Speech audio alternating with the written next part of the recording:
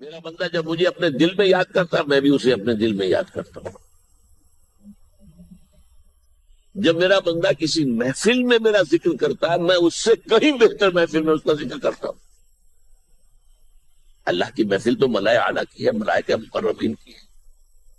بہرحال اللہ کو تم اپنے دل میں مستحضر رکھو، اللہ تعالیٰ تمہیں بھی یاد رکھے گا.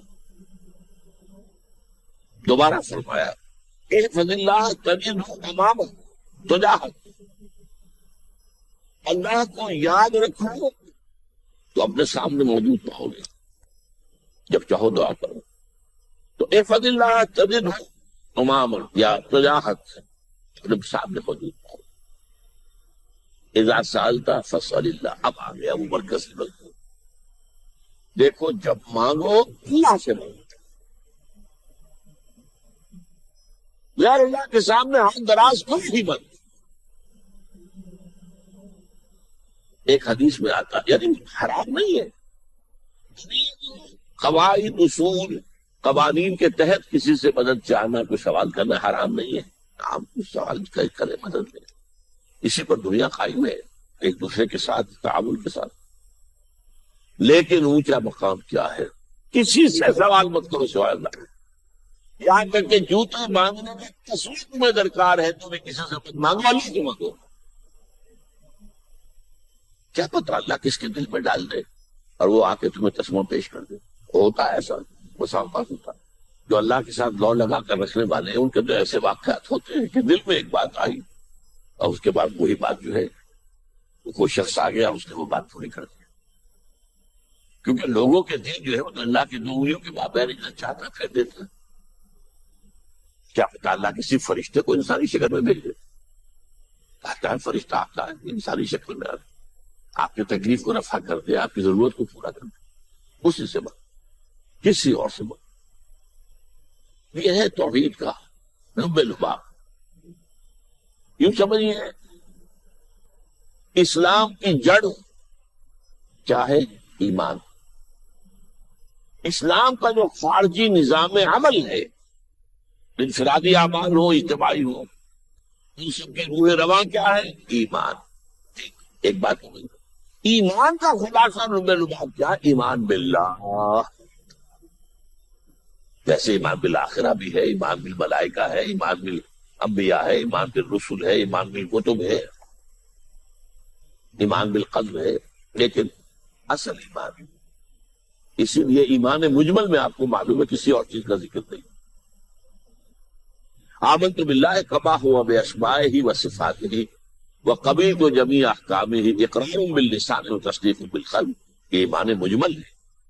اجمالی طور پر ایمان اس کا نام ہے، مفصل تفصیلی طور پر آمنت باللہ وملائکتہ وکتبہ ورسلہ والیوم الآخر وقدر خیرہ وشرہ من اللہ تعالی. کہ اسلام کی جڑ ایمان اور اسلام کا سارا جو نظام عمل ہے، چاہے انسانی اعمال ہو چاہے اجتماعی، ان سب کی روح رواں ایمان. اور ایمان کا خلاصہ ایمان باللہ. اور ایمان باللہ کا اصل حاصل وہ ہے جو اس حدیث میں آ رہا. اس کے دو تقاضے، عبادت صرف اسی کی، استعانت صرف اسی سے. اس لیے میں نے سورہ فاتحہ کا تذکرہ شروع میں کیا. یہ عبادت کا جوہر ہے، عبادت کا جو ہے یہ ایمان کا حاصل. عبادت صرف اس کی اور استعانت صرف اس سے. استعانت ہی میں سوال بھی آ گیا. کبھی مدد دے، آپ کسی سے کچھ مدد مالی چاہ رہے ہیں یا کوئی اور مدد چاہتے ہیں، کسی کام میں مدد چاہتے ہیں، جیسے میں نے کہا تھا کہیں سفارش کرانا چاہتے ہیں مدد. وہی کام اور جب مدد مانگو صرف اللہ سے مانگو. اور وہ سارے الفاظ یاد کر لیے، استدعاء، استعانت، استغاثہ. یہ جو غوث اعظم سے استغاثہ کیا جاتا ہے تو شرک ہے. استغاثہ اللہ سے، دعائی اللہ سے. اس اعتبار سے استمداد، استعانت، استدعاء، استغاثہ یہ سب اللہ سے، صرف اللہ سے. عبادت صرف اللہ، ایاک نعبد، اور استعانت صرف اللہ سے. مانگو صرف اللہ سے، جب مدد طلب کرو صرف اللہ سے، جان لو اگر تمام لوگ جمع ہو کر تمہیں کوئی فائدہ پہنچانا چاہے نہیں پہنچا سکتے، الا بشیء قد كتب اللہ لك وان اجتمعوا على ان يضروك بشيء لم يضروك الا بشيء قد كتب اللہ عليك، اگر سب مل کر چاہے تمہیں کوئی نقصان پہنچا دے نہیں پہنچا سکتے مگر وہی کچھ جو اللہ نے تمہارے لیے لکھ دیا۔ اب بتائیے خوف کی جڑ کٹ جائے گی کہ نہیں؟ یہ جو ایمان جو ہے یہ خوف اور فضل دونوں سے نجات دلانے والی بات ہے۔ جو حقیقی مومن ہے وہ اللہ کا ولی ہے، حقیقی مومن وہ اللہ کا ولی ہے۔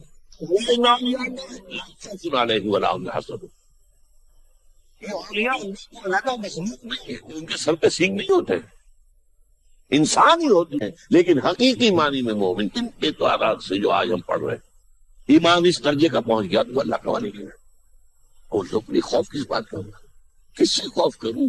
اس کے ہاتھ میں کچھ ہے ہی نہیں، اور اگر کچھ اللہ نے میرے لیے لکھ دیا وہ آتا ہے میں لاکھ گڑ گڑاؤں اس کے سامنے، اگر اللہ نے لکھا وہ آیا وہ تو آیا، تو کاہے کو اس کے سامنے گڑ گڑانا، کاہے کو جبرسائی کرنا اس کے ساتھ، اور کسی کے ہاتھ میں کچھ ہے ہی نہیں، میرا خیر ہے ہی نہیں، کاہے کو خوشامد کروں اس کی۔ اور سنیے رفعت الاقلام، دیکھو نوجوان قلمیں اٹھا دی گئی ہیں، وجفت الصحف، اور جو رجسٹر ہیں صحیفے ان کی سیاہی خشک ہو چکی ہے۔ یہ ہے وہ اللہ کا علم، اس میں ہر شے لکھ دی گئی، اس کی قلم اٹھا دیے گئے۔ جیسے آپ کو معلوم ہے امتحان ہوتا تھا 3 گھنٹے ختم ہو گئے، اسٹاپ رائٹنگ، بس اب قلم رک جانا چاہیے۔ وہ قلم تو تقدیر کا کاتب ہے، وہ قلم اس کا اب اٹھا دیا گیا، اور جو صحیفے جن پر کے لکھا گیا وہ خشک ہو گئے۔ یہ تو روایت ہے جو امام ترمذی نے جس کو روایت کیا، یہ متن ان کا ہے جو ہم نے پڑھا ابھی، اور ان کا قول یہ ہے کہ یہ حدیث حسن صحیح ہے، لیکن یہی روایت اور انہی راوی سے عبداللہ ابن عباس سے رضی اللہ تعالیٰ عنہ اور بھی محدثین نے کی ہے، تو اس میں سے ایک اور متن جو ہے وہ یہاں پر امام نووی نے دے دیا ہے۔ اے فضلہ تجدو امامک، یہ تو پہلا وہ ٹکڑا تھا، وقت جاہد تھا، یہاں امامک ہے، وہاں مطلب ایک ہی ہے، اپنے سامنے پاؤں گے۔ اللہ کی حفاظت کرو، اللہ کو دل میں، اللہ کی یاد کو محفوظ رکھو، گویا کہ اللہ کو مستحضر رکھو۔ ذکر اللہ کے معنی کیا ہے؟ استحضار اللہ فی القلب، یہ ذکر اللہ ہے۔ جنہیں ہم ذکر سمجھ بیٹھے ہیں وہ ذکر کے ذریعے، یعنی صلاۃ لذکری، نماز قائم کرو میری یاد کے لیے، نماز ذریعہ ہے یاد۔ یہ علیحدہ بات ہے کہ آپ نے 17 رکعتیں بھی پڑھنی ہو عشاء کی اور یاد آپ کو آئی ہی نہیں کوئی، آپ تو ایک میکینیکل انداز میں جو ہے وہ اٹھک بیٹھک کر رہے ہیں اور آپ کی زبان سے کچھ بھی نکل رہا ہے، تو اس کا آپ کے شعور سے، دل کی گہرائی سے کوئی رابطہ ہے ہی نہیں، وہ ذکر تو نہیں ہوا۔ ہاں نماز فرض تھی وہ ادا ہو گئی، اب ایک فرض ادا ہو گئی۔ تو جنہیں ہم نے ذکر سمجھا وہ ذرائع ذکر ہے، اللہ اللہ سبحان اللہ زبان سے، یہ تاکہ اس کے نتیجے میں وہ ذکر حاصل ہو جائے۔ استحضار اللہ فی القلب، ذکر کے معنی ہے استحضار اللہ فی القلب،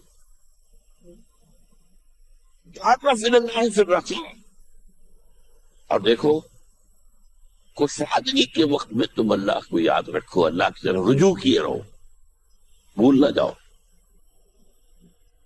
وہ نہ ہو جو کبھی کہا تھا، بہادر شاہ ظفر کے اشعار میں سے بہت دور کا شعر ہے، ظفر آدمی اس کو نہ جانیے چاہے کتنا ہی ہو فام و ذکا، جسے عیش میں یاد خدا نہ رہی، جسے تیش میں خوف خدا نہ رہا۔ وہ ہے کشادگی کی حالت میں، جبکہ تمہارے لیے کشادگی ہے، اللہ کی طرف رجوع کیے رکھو۔ یعرف کا فی شدہ، تو اللہ اپنی توجہ تم پر رکھے گا شدت کے وقت میں، جب تمہیں کوئی تکلیف ہے، اس تکلیف کو تم پر آسان کر دے گا۔ تکلیف تو آنی ہے، لکھی ہوئی ہے، وہ تو آئے گی،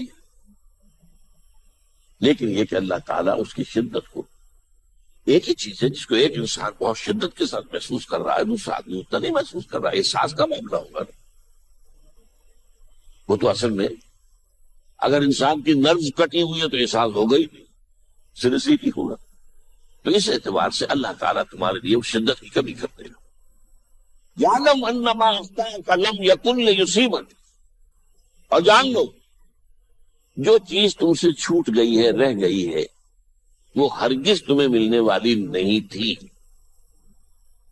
اب آپ نے کسی ملازمت کے لیے درخواست دی ہے، درخواستیں مانگی گئی ہیں، اپنی سی محنت کر لی، نہیں ملی ملازمت، اب آپ بیٹھے ہوئے افسوس میں، رنج میں، غم میں، فلاں نے یہ کر دیا، فلاں نے یہ کر دیا، وہ فلاں جو ہے بڑی تکڑی سفارش لے آیا تھا، فلاں نے رشوت دے دی۔ چھوڑو میں اس کو، وہ تمہارے لیے نہیں تھی۔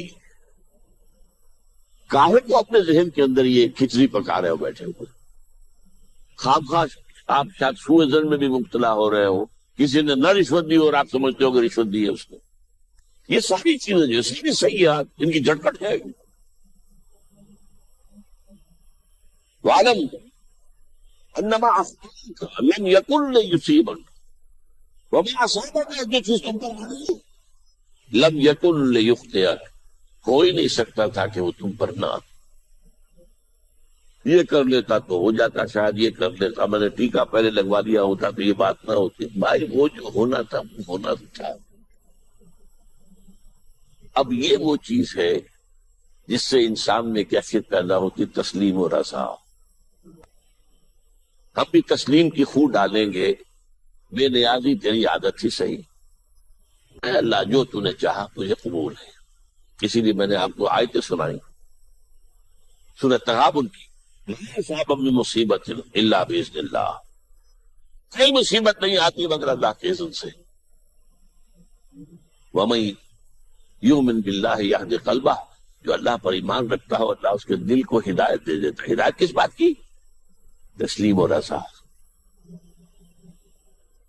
سر دوست سلامت کے تو خنجر آزمائی، نہ شبن نصیبت دشمن کے شبن ہرا کے تیغت، اے اللہ تیری طرف سے ہے، مجھے قبول ہے، اور بظاہر مجھے تکلیف ہو رہی ہے لیکن یقیناً اس میں میرا کوئی خیر ہے،